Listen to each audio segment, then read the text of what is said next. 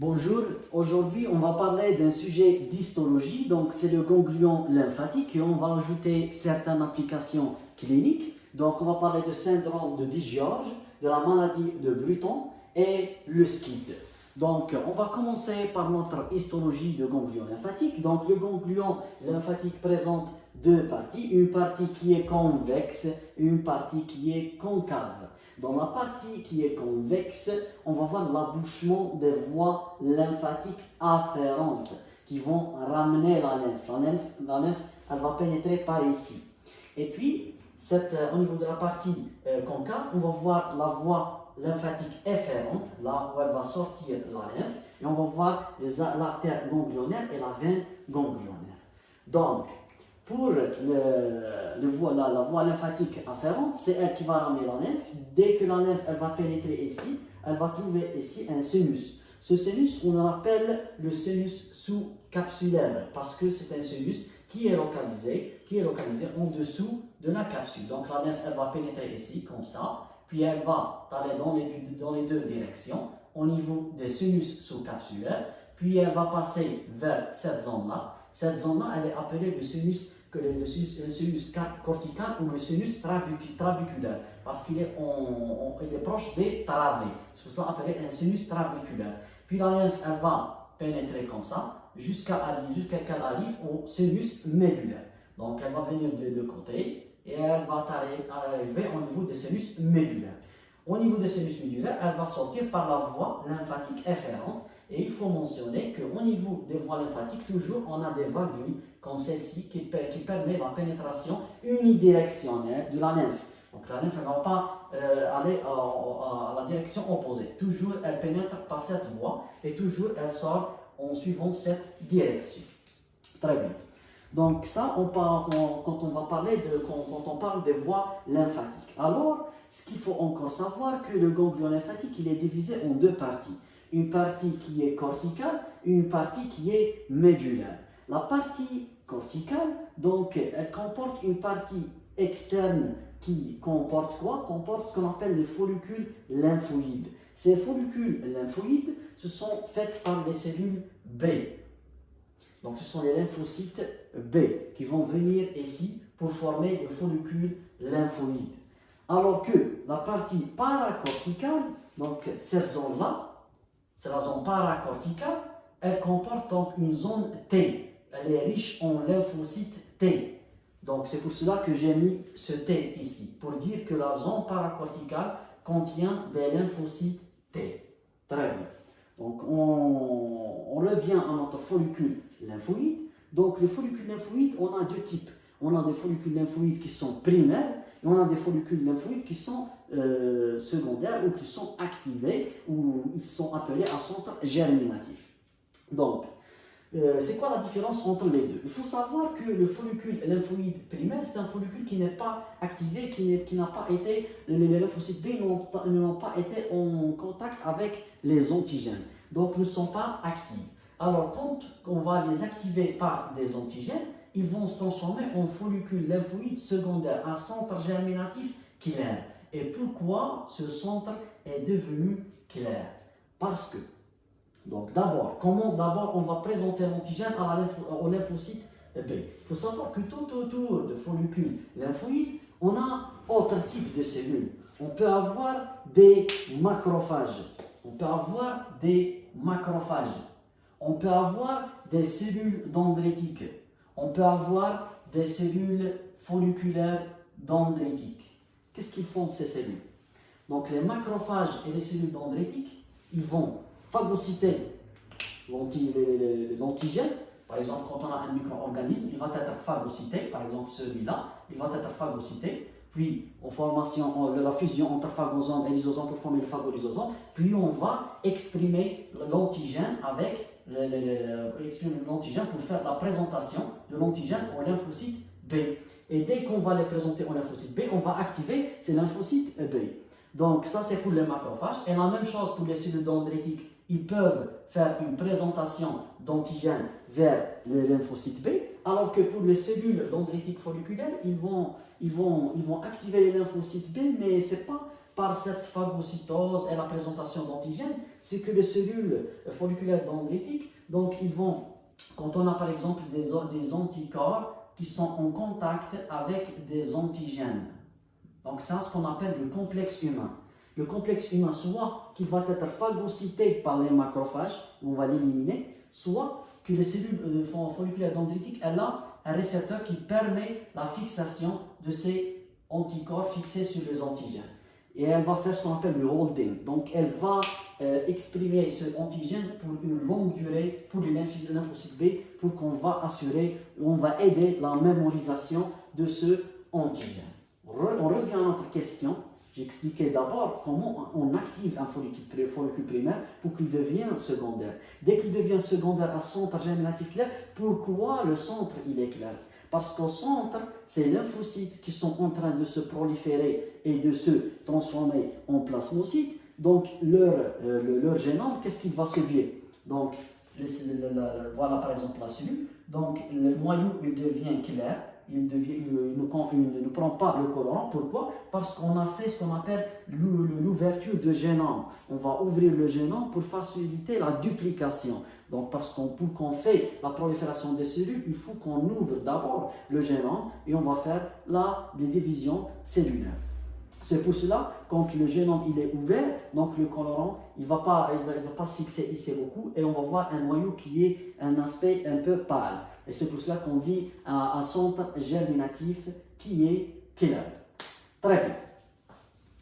Bon, après qu'on va activer et on va transformer les lymphocytes B en plasmocytes, ces plasmocytes ils vont migrer à partir de cette zone, ils vont migrer jusqu'à la zone médulaire.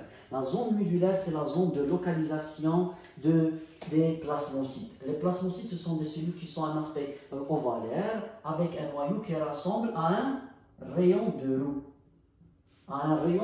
Ils vont se localiser ici. Pourquoi? Pour qu'ils vont libérer des anticorps vers la voie lymphatique et puis ils vont regagner la circulation sanguine et ils vont aller vers la zone où on a une infection. Très bien. Donc, on revient à un autre point, c'est qu'en plus qu'autour de follicules lymphoïdes, on a des macrophages, des cellules dendritiques et des cellules folliculaires dendritiques, on a un autre type de cellules, ce sont les cellules réticulaires. Ces cellules réticulaires, qu'est-ce qu'ils vont faire? Ils vont libérer un collagène de type 3. Quand ils vont libérer le collagène de type 3, ils vont aider à la formation de ces travées. Donc, on sait que le ganglion lymphatique il est entouré par une capsule conjonctivo-adipeuse qui va envoyer des travées. D'où ils vont venir ces travées? C'est à travers ces réticulocytes qui vont libérer le collagène de type 3 pour aider à la formation de ces travées. Très bien. Par suite, il y a une autre question. Ces lymphocytes T et ces lymphocytes B, comment ils vont gagner, ils vont se localiser au niveau de ce ganglion lymphatique? D'où ils vont venir et comment ils vont se localiser au niveau de ces zones-là? C'est que ces cellules lymphocytaires T et B, ils vont venir à partir de la moelle osseuse. Donc, ils vont venir à partir de la moelle osseuse, ils vont sortir. Donc, on va voir des lymphocytes B et on va voir des lymphocytes T. Ces lymphocytes B et T, ils vont aller vers la circulation sanguine au niveau des artères. Dès qu'ils vont entrer au niveau de l'artère ganglionnaire, ils vont pénétrer, puis on va voir quoi? On va voir la formation des capillaires. Donc, on va prendre cette artère au niveau de cette zone-là. Donc, on a l'artère, elle est comme ça. Ils vont former des capillaires. Et puis, capillaire du côté artériolaire, puis le côté vénulaire. Vénulaire, c'est en bleu, beaucoup plus. Donc, vénulaire. Puis, on va former les vénules post-capillaires. Dans les vénules post-capillaires, donc on sait qu'au niveau de l'éveil, souvent on va trouver des cellules endothéliales qui sont faites comme ça. Comme ça, des cellules endothéliales. Mais dans les vénules post-capillaires de ganglion lymphatique, on a des cellules endothéliales qui sont hautes. Donc, ce sont des cellules qui sont hautes. Et quand les cellules sont hautes, le sang, quand il va venir de ce côté, il va être d'abord, il va diminuer sa vitesse. En plus de ça, ces cellules-là, B et T, quand ils vont venir ici, ils vont trouver un certain récepteur qui est ici. Ce récepteur, il fixe les cellules au niveau de ces récepteurs. Donc, on va voir DB et on va voir dt.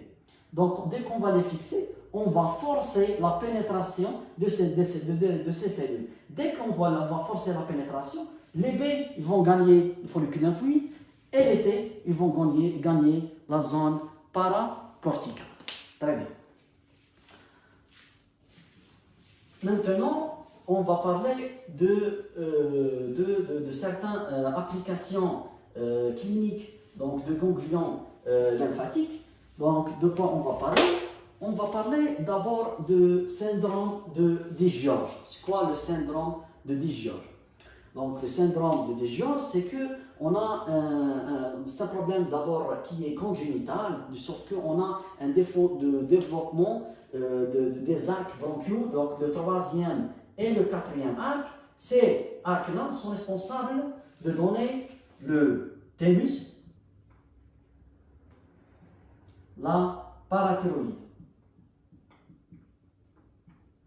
Donc, quand ces arcs sont, donc ils ont un développement embryonnaire qui est altéré, donc on ne va pas avoir un thymus. Quand on ne va pas avoir un thymus, donc le thymus c'est la zone où on va voir la maturation des lymphocytes T.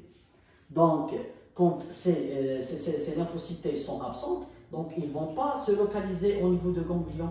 Donc, parce que cette zone-là, c'est la zone paracorticale, c'est la zone des lymphocytes T, où elle est appelée thymus dépendante. Pourquoi? Parce qu'elle dépend des lymphocytes T qui ont une maturation qui se fait au niveau de thymus. Donc, le pathologiste, donc, lors de l'anapathe, donc quand on va voir sur le microscope une absence de cette zone paracorticale, on comprend que peut-être que ce patient, il n'a pas un thymus. Il n'a pas un thymus parce que les lymphocytes T sont absentes au niveau de la zone paracorticale. Et on va s'aider avec le contexte clinique parce que ici, le patient, il ne va pas avoir encore la parathyroïde. La parathyroïde, qu'est-ce qu'elle donne? Elle donne la PTH, hormone, c'est la parathormone. Le parathormone est responsable d'élever le calcium. Quand la parathyroïde elle est absente, pas de PTH, pas d'élévation du calcium, on va voir une hypocalcémie. L'hypocalcémie, qu'est-ce qu'elle donne? Elle donne des tétanies. Donc le patient présente des tétanies, donc des crises tétaniques, avec absence de thymus, avec bien sûr l'hypocalcémie qui est ici, et sans oublier, quand on dit on n'a pas de lymphocytes, donc les lymphocytes, son rôle il est principal lors des infections virales et fongiques. Donc ce patient, il va voir encore beaucoup d'infections virales et fongiques. Très bien. Et donc là, quand par exemple ici, lors des biopsies ganglionnaires, donc sous le microscope, si on va voir par exemple l'absence de la zone T, c'est celui-là. Donc on a les follicules primaires et on a la zone T, elle est moins développée, elle est absente. Ça, c'est un cas de syndrome de Digeorge. Très bien. Alors, si on a par exemple sous microscope, on va voir beaucoup de centres germinatifs clairs qui sont activés. Là, on comprend qu'on a une infection, peut-être ou souvent, qui va être bactérienne, par exemple, les infections staphylococciques. Donc, on voit une zone B qui est très développée. À l'inverse, si on a une zone T qui est très développée, alors que les follicules sont primaires, donc ne sont pas activés, donc on comprend qu'on a beaucoup plus une infection, soit virale, soit fongique, parce qu'on est dans la nécessité de développer des lymphocytes contre les virus et les infections fongiques. Très bien. Donc, on va parler encore d'un autre cas. Si, par exemple, on va faire la biopsie, on va trouver l'absence de la zone B, alors que la zone T, elle est normale. Ce cas, il appartient à la maladie de Bruton. Cette maladie de Bruton, elle est appelée encore la gamma-globulinémie liée au chromosome X. A, gamma-globulinémie. Globulinémie, ce sont les anticorps. A, c'est l'absence des anticorps, qui est liée au chromosome X. Ça veut dire qu'elle va toucher seulement les garçons. Je vais donner un moyen mnémotechnique. B, c'est pour boys. Donc, et le deuxième B, c'est pour lymphocyte B. Donc, elle touche beaucoup plus les garçons, boy, Dans cette pathologie, c'est qu'on a une mutation qui va toucher la tyrosine kinase, Bruton tyrosine kinase. Cette tyrosine kinase, elle est nécessaire au développement et à la prolifération des lymphocytes B. Quand elle est mutée, on ne va pas avoir des lymphocytes B. Et donc, les lymphocytes B, ils ne vont pas donner des plasmocytes. Pas de plasmocytes, pas des anticorps. Pas des anticorps, beaucoup d'infections. Beaucoup d'infections, c'est surtout à partir du 6e mois de la vie. Pourquoi? Parce que les 6 premiers mois de la vie, il est protégé par les anticorps de sa mère. Très bien. Ça, c'est pour la maladie de Bruton. Pour la dernière maladie, c'est le SCID. SCID, c'est quoi? Donc, c'est un déficit immunitaire qui est sévère et qui est combiné. Combiné veut dire quoi? C'est humoral et cellulaire. Humoral, c'est qui? Ce sont les lymphocytes B. Cellulaire, c'est qui? Ce sont les lymphocytes T. Sur un plan biopsie, tu vas trouver pas de zone B, pas de zone T.